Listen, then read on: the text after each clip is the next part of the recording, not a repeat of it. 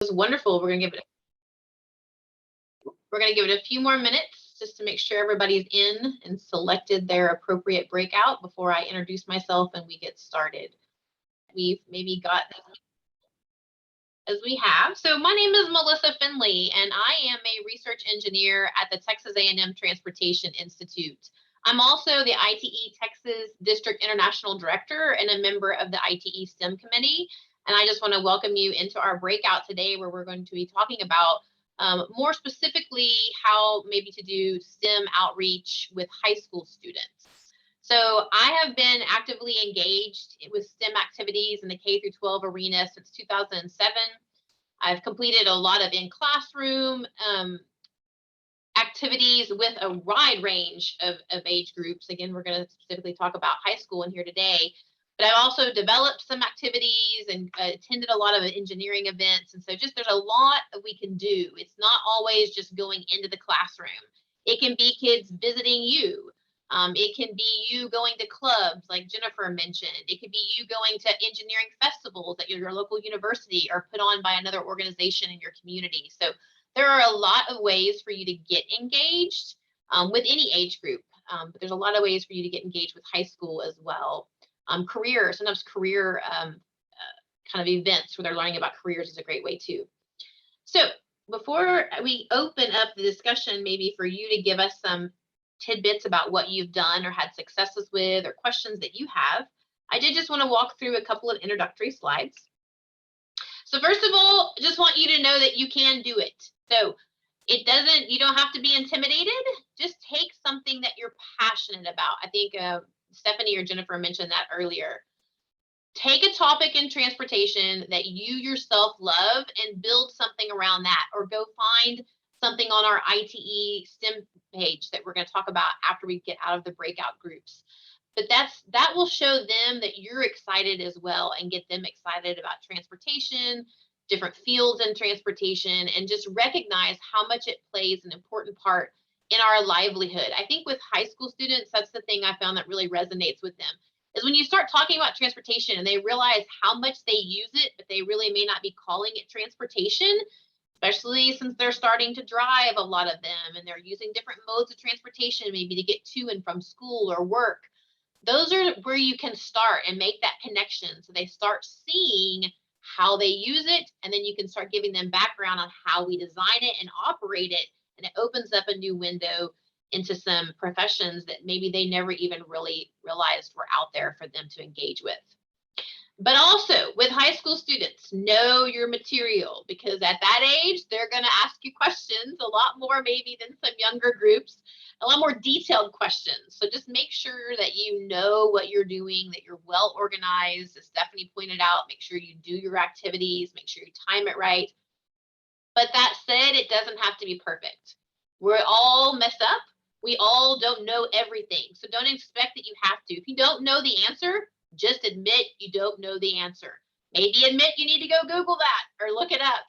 We don't have to know everything, but it is important that you know your material, but that you're also real with the kids. And if you don't know an answer, don't try to make it up, because they'll see through that every single time. Just tell them you don't know, and maybe while they're doing the activity, call a friend, look it up and see if you can find the answer. I do that all the time. I've had kids ask me a question that I really don't know, and while they're doing something in their group, I'll quickly try to see if I can look it up. And if I can't look it up then, I look it up later and talk to folks, and I email their teacher so that they can see I really want to engage with them, and I want to encourage them to go hunt and find out things that they don't necessarily know. It's always about learning. You also want to be flexible. Things, even though you've planned it out, you've timed it, you've done your activity, inevitably something is going to happen that may throw you off. A fire alarm may go off in the school. Different kids may show up.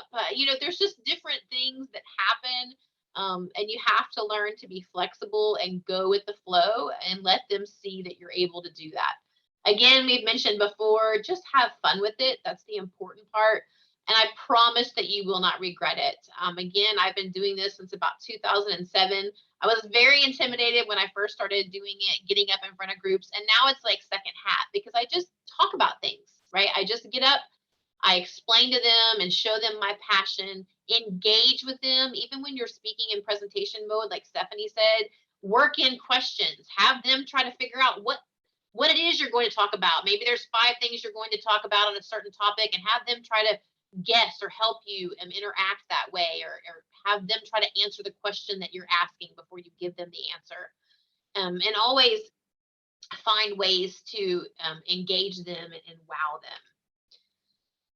So that kind of gets me over to my last just slide here before we open it up on topic tips. So we have conducted quite a bit of STEM activities here at TTI where kids come to visit us. But we also, again, go into schools and do things, as well as go to all kinds of outside events that the university puts on, or other entities in our communities or around the state hold. So you want to make sure that you challenge the students, especially at the high school level. Do not make it too easy. Give them that extra bit of work to have to do. They may groan and grumble because they're high school students. Let's admit that. I have a 16-year-old fixing to be 17-year-old, and sometimes he moans, but then when they get into it and they get going, they'll really enjoy it if you challenge them. I like group activities a lot so that you can help others, come along, especially if you have some more of your quiet or reserved students. Doing a group activity can really help them engage. Definitely make it interactive. And again, that can be from presentations. A couple of the pictures I have here on the slide is one of my colleagues presenting, and she used Trivial Pursuit to go over some traffic safety facts.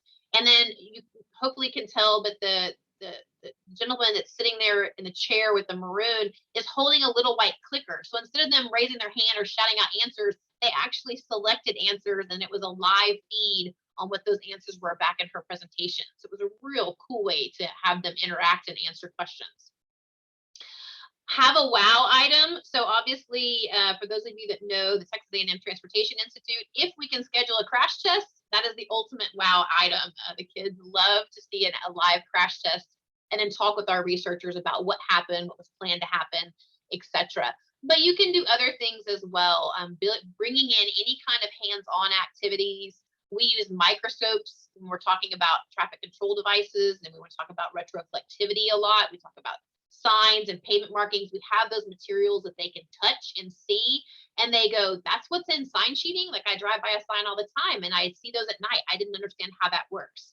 So it's really cool just to do simple things like that, but it gives them a wow for them to go home and even tell their parents or teach their younger siblings something that they learned for the day. Make sure you stay within your allotted time, very important, especially when you're working with groups. And then just make sure, again, that you have all the materials needed. Don't expect your teacher or your other club or activity that you're doing to have the materials. Now, they may offer and they may have that, but you should go into it thinking that you're going to need to provide all those materials that are there. So I'm just going to leave this slide up, or I can take it down if we want to see folks. I'm not sure what y'all are seeing because I'm on the slide. So let me actually just go ahead and advance this through, and I'm going to stop sharing so that maybe we can see each other a little bit more. And if we need to go back to any of those tips, we can. I'm going to bear with me a minute while I get you back in full screen after being on there. So does anybody else have any tips or thoughts or questions about what you'd like to know about engaging with high school students?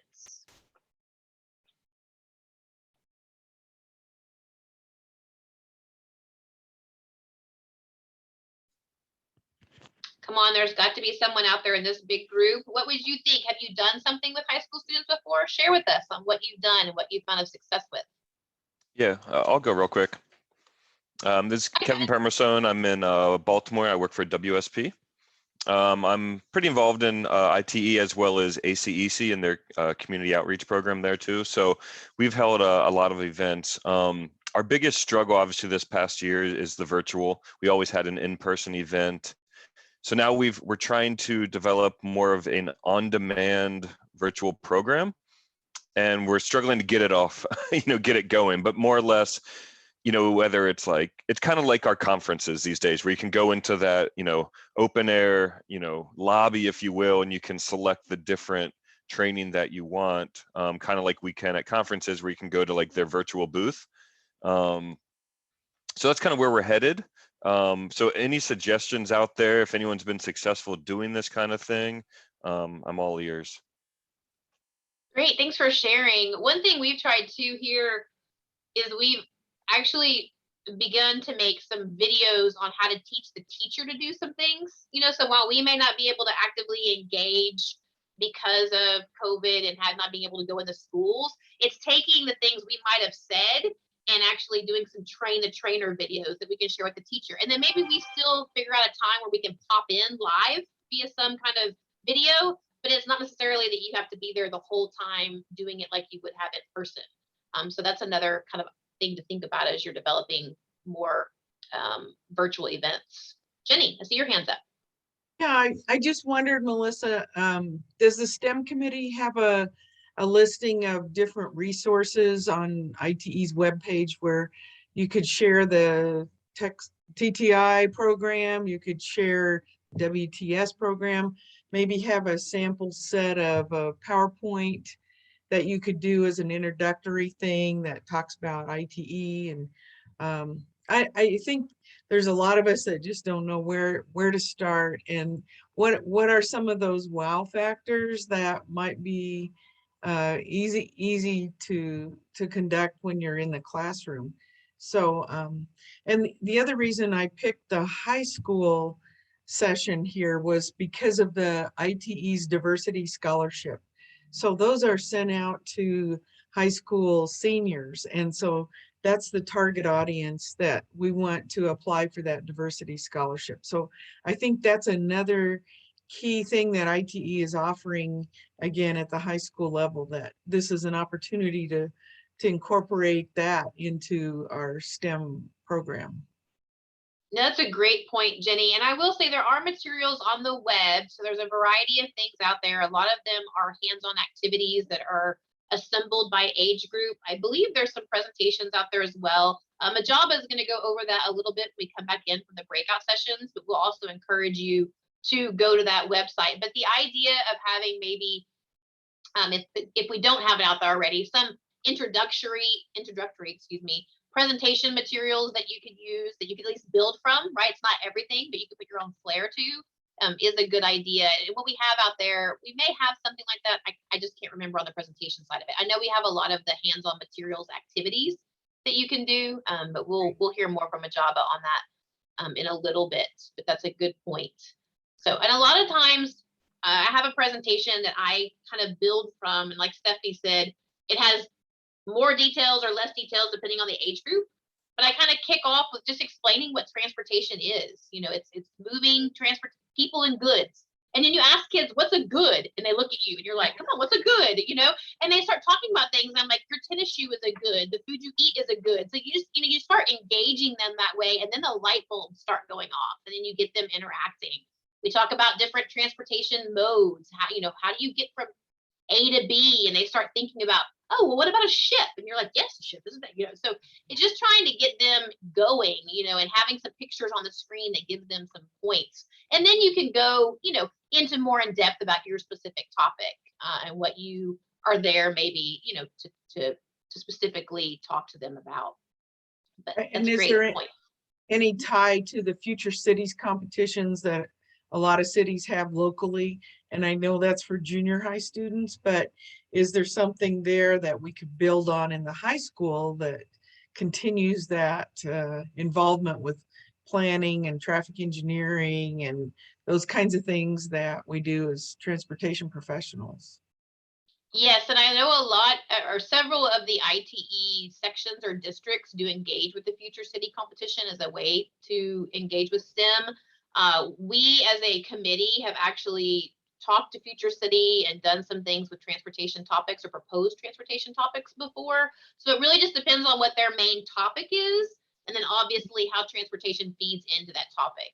Sometimes it's more pointed and very specific. I remember one, I was this year or last year, I've been on the committee for a few years. They kind of run together, but dealt with space. But obviously, that has a component of transportation because you're getting into space and around space, and so we can definitely tie to that. And that's an easy way to fit in, and then take those topics that may be used for future cities and extend them into the classroom for high school students. So yes, it's a great activity and easy way to plug in. I think a lot of your club activities is another way to really plug in. Jennifer's program with WTS and being an after-school program is a great program, but it's also a pretty heavy lift, right? So if you're looking just to engage maybe in the beginning with a certain group of kids or folks, you know, and going and talking to them about what you like. I know I went to Girl Scouts for a while just because I had another colleague who was big into Girl Scouts and her daughters were in Girl Scouts.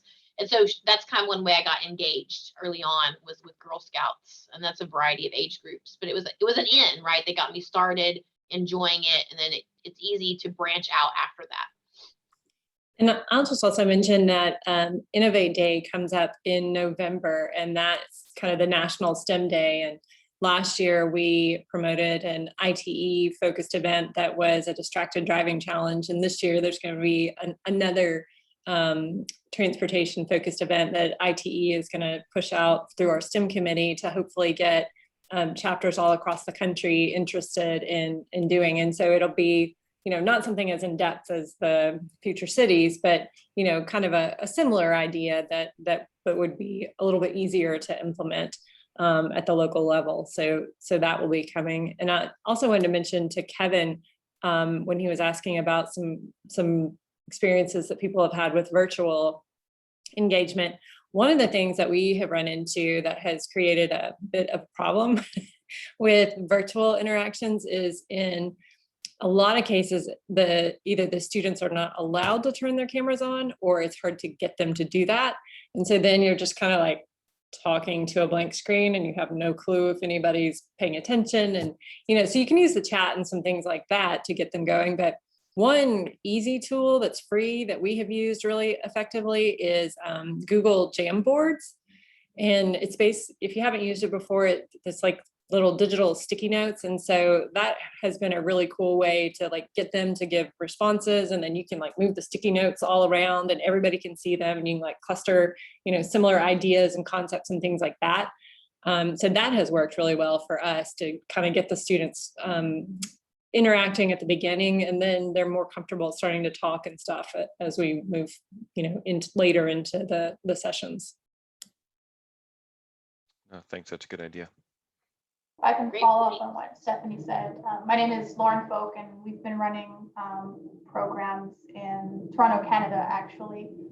And we've had the same issues online as where we used to do a lot of hands-on stuff. Now we're not only the hands-on component isn't as easy to do, but even just general participation, either not able or choosing not to have their cameras on, but also even just not wanting to contribute verbally. We've found a lot of the communication, if and when they are communicating, is via the chat. So we've found having someone specifically dedicated to like watching the chat while the rest of the presentation is going on to make sure that nothing is missed, or if someone says something worth noting, that then you can point that out verbally to the rest of the group if they're not watching the chat at the same time. And then we haven't used Google Jamboards, but we've used Google Slides, where kind of when we used to do brainstorming stuff in person, now it's a slide set that everyone has access to. And if we do break out into teams, each team has their own slide where they can contribute different thoughts, which we found has been helpful. It's not, again, not quite the same as in person, and we're still trying to make that better. And like I said, I'm definitely going to look into the Jamboards, and I'd be very happy to hear other suggestions for online engagement specifically, but those are a couple things that we have found helpful. Great, thanks, Lauren. And online is very challenging, and we all know it's challenging in our industry just amongst ourselves, but trying to engage with students is definitely at another level of difficulty when we're trying to talk to them not in person, right? I do want to mention, as we're talking about the chat box, that Tessa Norman said, I have found that high school students often show interest if something is a competition or a game. There are bridge building and traffic signal control games. Also, if making a hands-on or virtual activity into a competition with a prize, candy or snacks helps as well. Totally agree. So one thing that we've done too is there's a thing out there from, I think it's Zoom Engineering, that you build a race car out of a certain numbers of materials and then you race. And we've done that one before as well, and given out ribbons or some kind of just little certificate that says you're the winner. But it always amazes me at any age group, if they're the winners, they want their picture taken. You know, it's so funny. They're just, you know, how competitive they do get.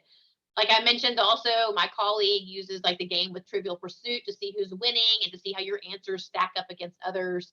So anything that can bring that in and work that way is great for virtual competitions and activities. So anyone else? Ben, I see your hand raised. Thank you. Hello. Thanks. My name is Ben. I'm with Sam Schwartz in New York City. My question was sort of on the other side, in terms of motivating, how to motivate your colleagues and fellow professionals in the industry to be a part of a committee like this. So for ITE Med Section in New York, we have a student outreach committee, but that's more for connecting with college student chapters.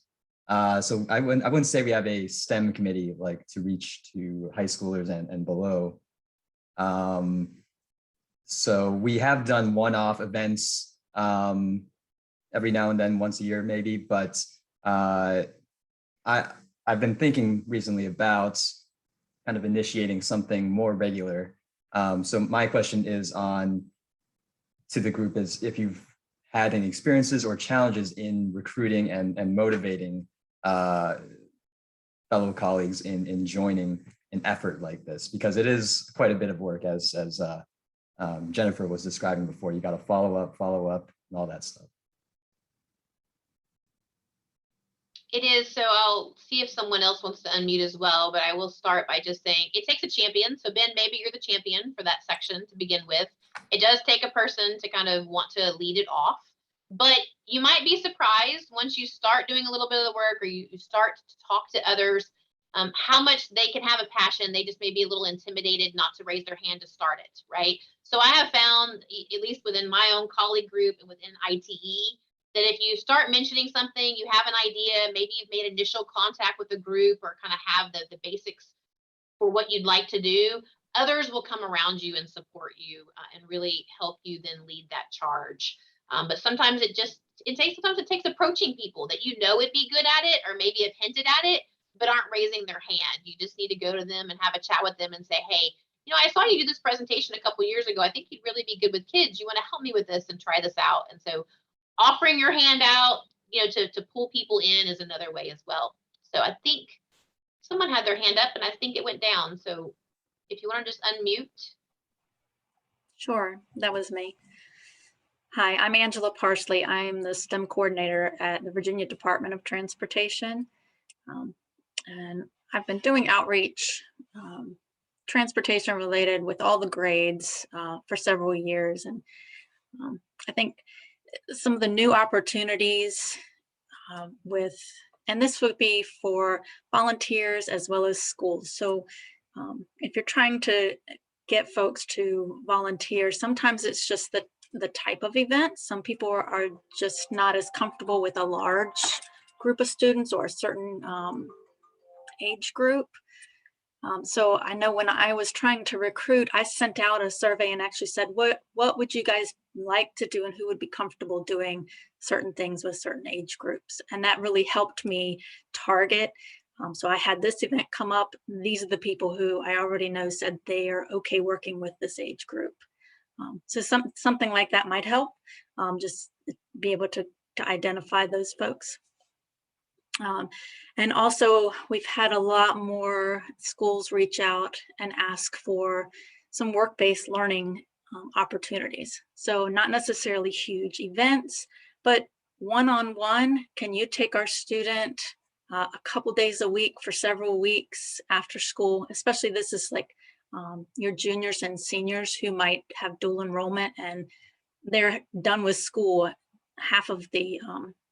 during half the day. So they'll get out at lunchtime. They could then come and get a little bit of experience. People might be more comfortable doing that, having somebody come shadow them either virtually or in person, and it's not a whole group of students. And the students actually respond and engage a little bit better in those instances too, because it's a one-on-one conversation versus them being in front of all of their classmates and afraid to say something.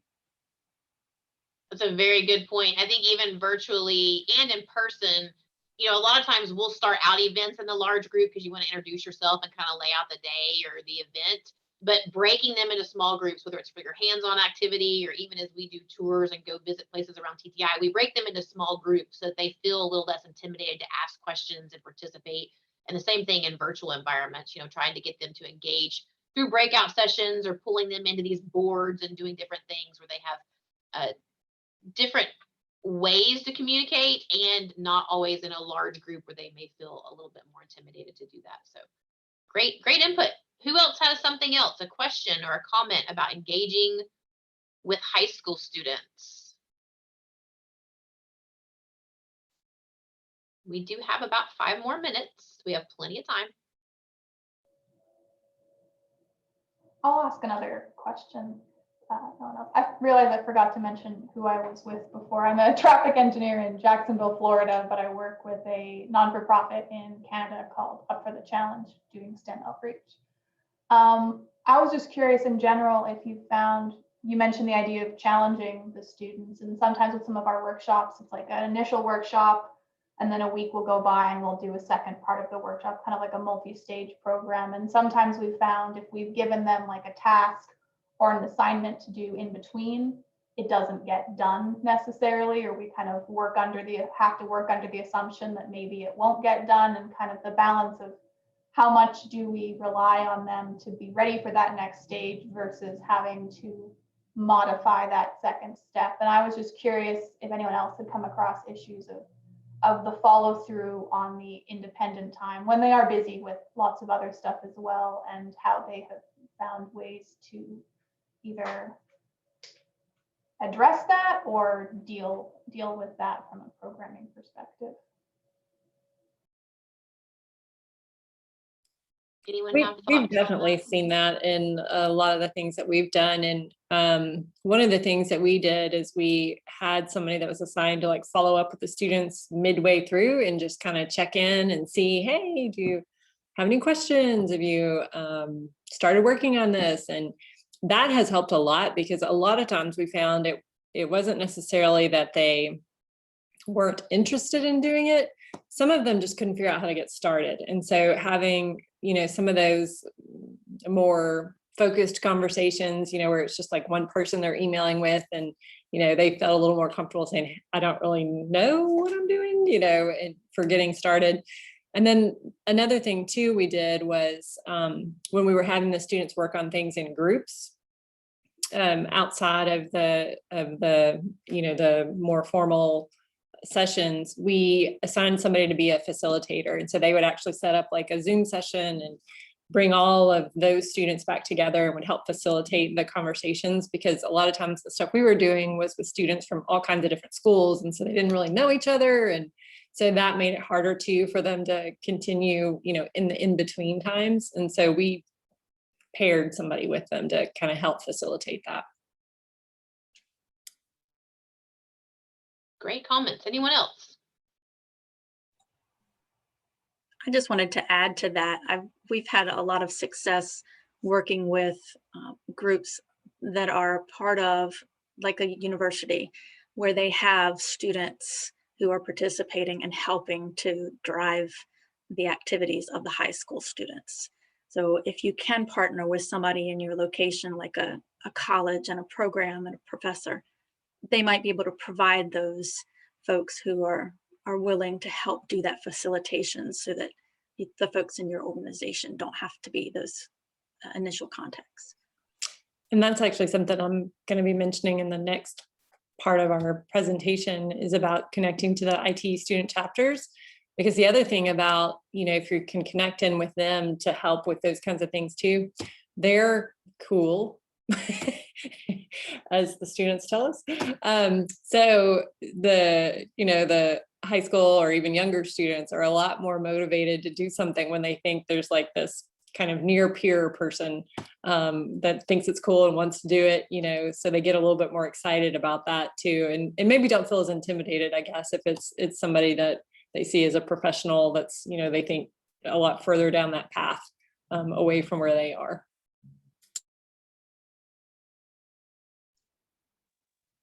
Great points. Anyone else have a question? Yes. Yeah, I've got one more question.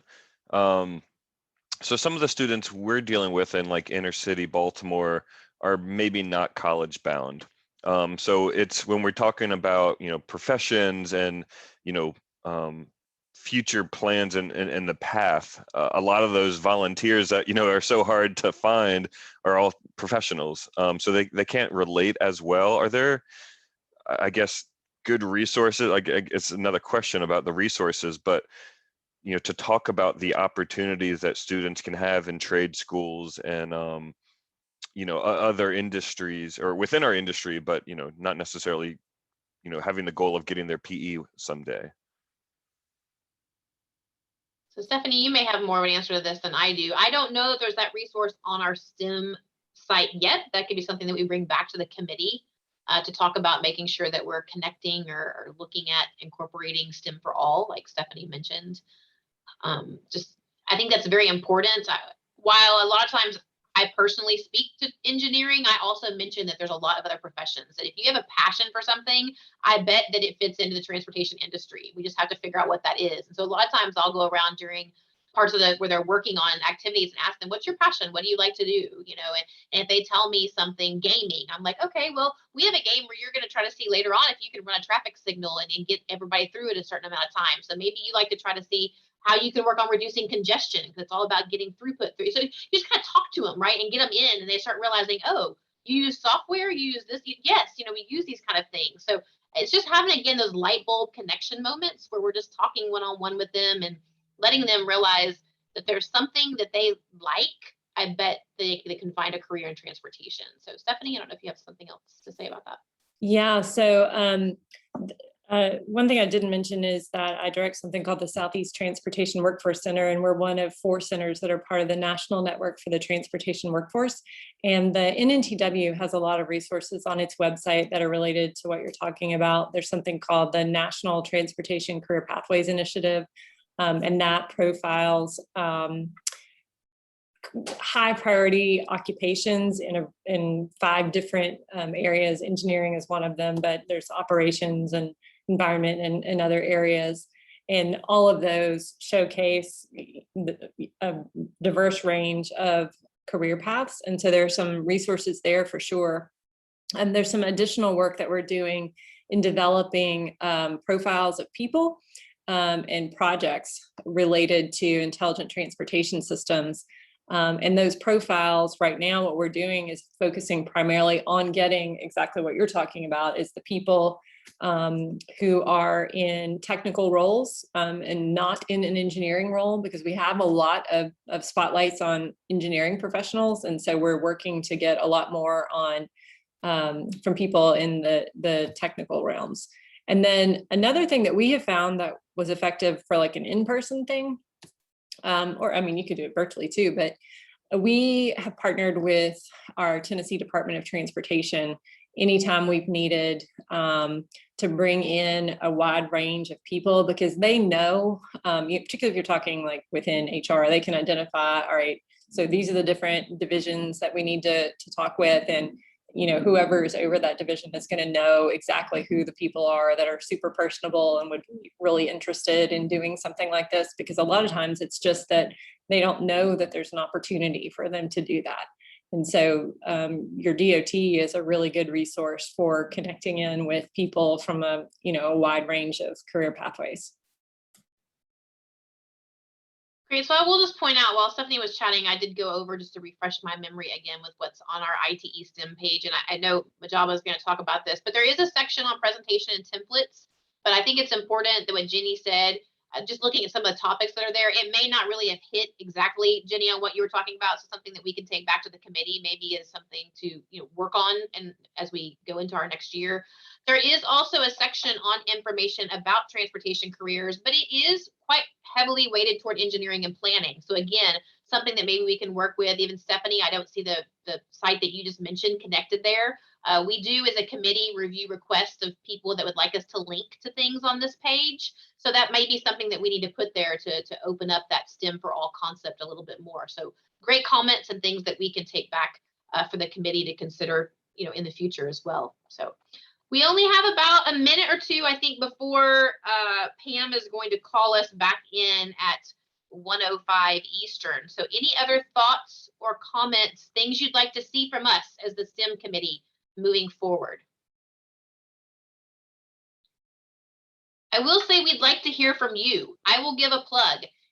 Several of you mentioned you're doing activities, but we want to hear from you, not only in your section reports, your district reports, but if you do something really cool and fun, reach out to us as the ITE STEM committee, because we like to highlight those activities. We can do that online as part of the spotlight for ITE and different things. We also have the ability to maybe put something in the journal occasionally. So let us know what you're doing. We're excited. We want to learn from you as well. And so we want to be able to share those ideas. So please, please, please let us know what you're doing so that we can highlight those and learn from those. So anything else while we're waiting to be called back into the room?